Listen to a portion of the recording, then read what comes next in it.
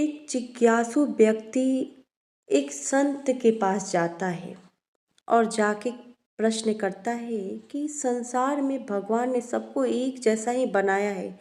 नाक, कान, आँख, मुँह, सब कुछ रंग रूप अलग है, पर इंसान सब एक जैसे हैं। लेकिन कुछ इन्हीं में से कुछ जीवन में उन्नति को प्राप्त करते हैं, सफल होते हैं, बहुत आगे जाते हैं, और कुछ जो होते हैं वो गर्त में चले जाते हैं, उनका नामो निशान मिट जाता है। ऐसा क्यों? महात्मा कहते हैं, इस प्रश्न का जवाब मैं तुम्हें कल दूंगा। कल प्रातः तुम नदी किनारे आओ। वो जिज्ञासु व्यक्ति कहता है, ठीक है। प्रातः होते ही वो जिज्ञासु व्यक्ति महात्मा के पास जाता है। महात्मा जी पहले से ही नदी किनारे खड़े रहते हैं। महात्मा जी के दोनों हाथ में एक एक कमंडल रहता है,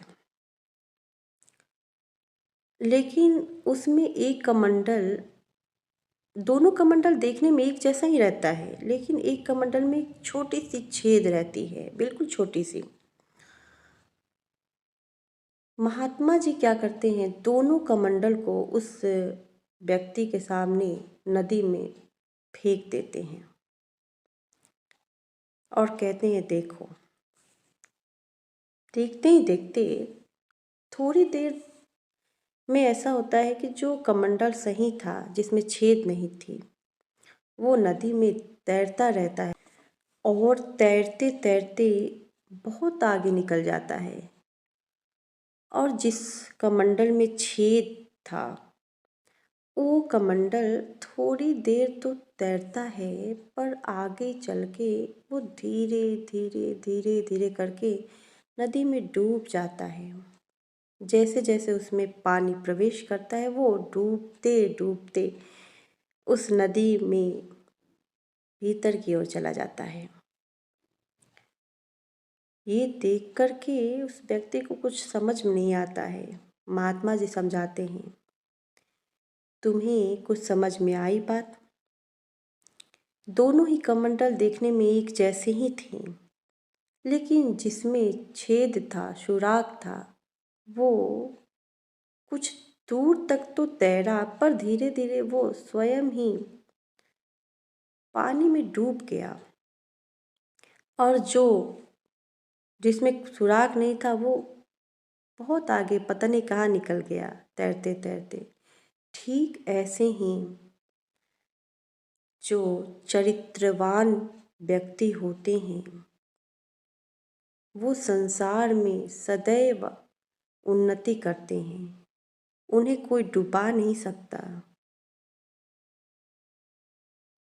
और जो चरित्रहीन होते हैं, जिसमें दोष होता है, वो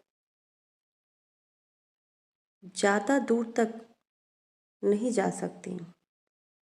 वो अपने ही दोषों के कारण गर्त में चले जाते हैं, डूब जाते हैं।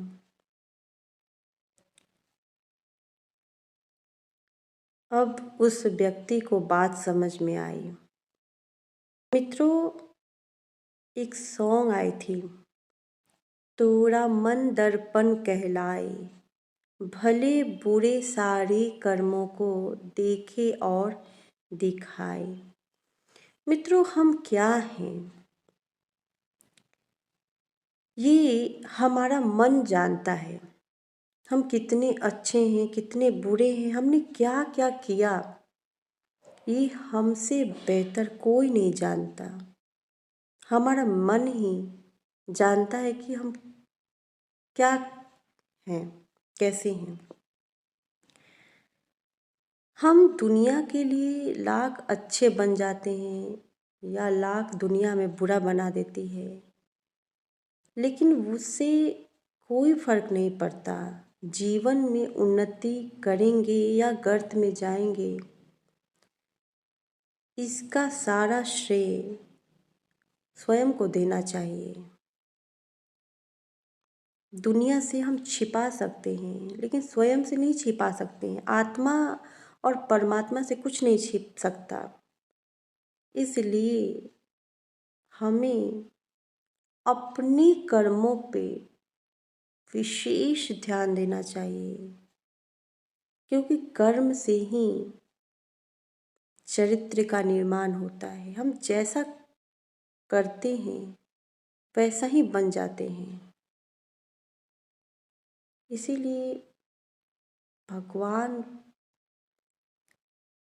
को सरेंडर कर देना चाहिए अपने आप को, और प्रार्थना करनी चाहिए निरंतर। हम अबोध हैं, हमें ज्ञान नहीं है, हम तुच्छ प्राणी हैं।